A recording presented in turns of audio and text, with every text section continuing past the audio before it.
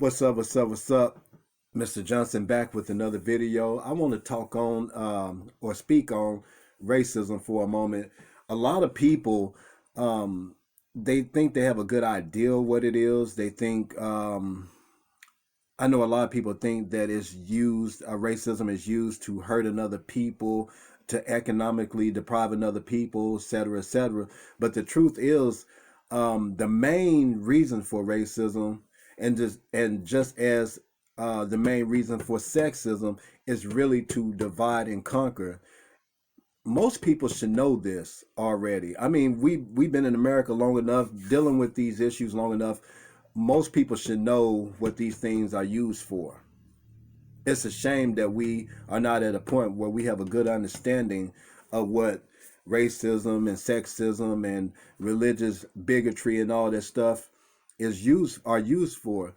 Um, it's basically a tool again to divide and conquer people, which I want to talk on Malcolm X for a minute because his life is very interesting, especially at the end of his life, regarding what I'm talking about as far as like racism being a divisive weapon.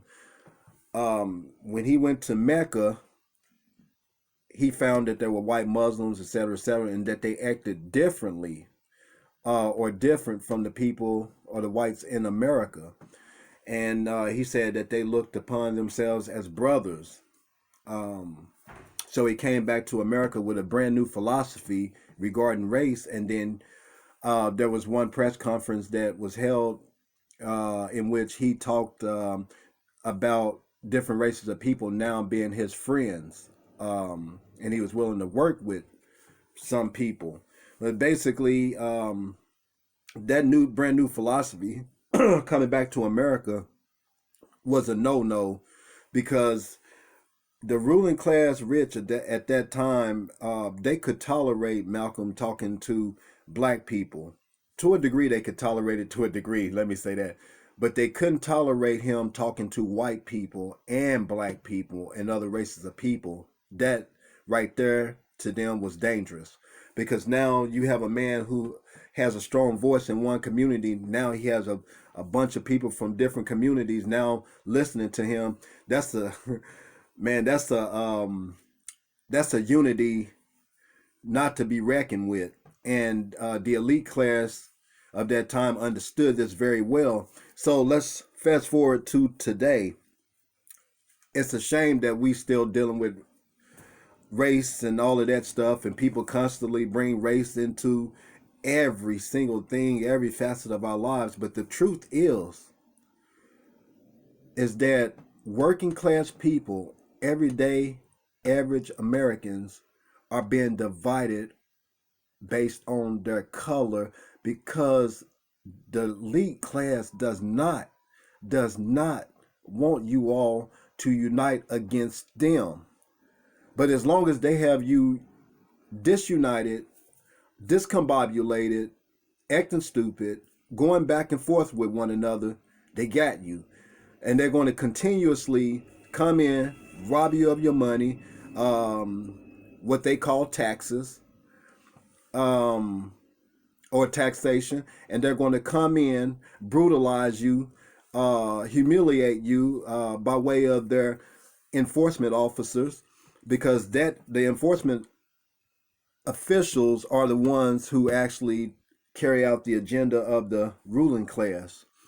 So, you know, with that said, I just want black and white people to understand that if you all want to get out of your situation with how this government is, this new world order, which is really a five grid system in which people will be judged based on social credit, on a social crediting system, by way of algorithms, you see? But if you all want to get out of that situation and stop the new world order or whatever the ruling class is doing, you all are going to have to unite, and you all are going to have to unplug yourselves from the system, because really you don't have to have any violent uprisings. Just don't participate in the system. Stop following the ruling class rich and all of their little puppets and things of that nature. There's a lot of ways in which you could go about fighting the system, but you have to have unity. And I want to say for the record that black people especially have to learn how to unite, um, because not knowing how to unite with each other, you're not going to know how to unite with other races of people. And I agree with Malcolm X on that too. There's something here on Wikipedia I want to share with you all, and it's about the Bacon Revolt, which stands behind the points that I was making earlier in regards to them trying to divide people based on race so that they can continuously brutalize, humiliate, and take our money.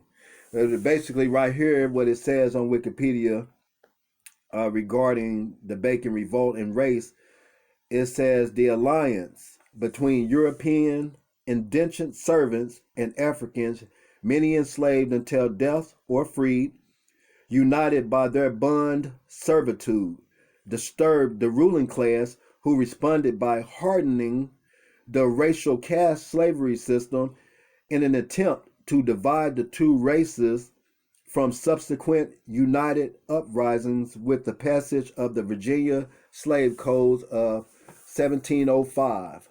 See, the Bacon Revolt is a prime example of what I was saying earlier.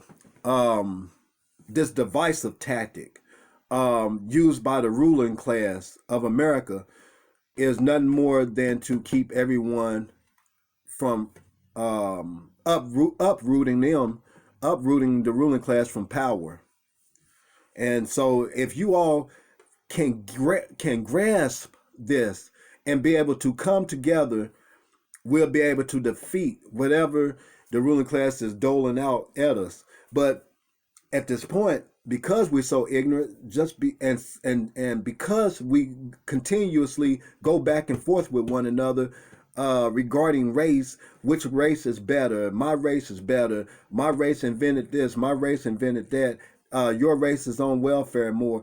As long as we continuously continue to do that, we're not going to be able to fight back. And the way to fight back is non-participation in the system. Um, Max Egan is a great person uh, who is good at articulating what is going on today, especially with this 5G system, 5G grid system, and it's just basically a system. It's basically the new world order. It's basically run by algorithm, artificial intelligence, etc., etc. So yeah, I mean, there's really nothing else to say about it. I mean, you all should know that racism is a divisive tool. It's a tool to use against the everyday working American and keep them divided. You know, that's it. All right. I just wanted to share this with you all real quick. I have a lot to do, so you all have a good night. All right.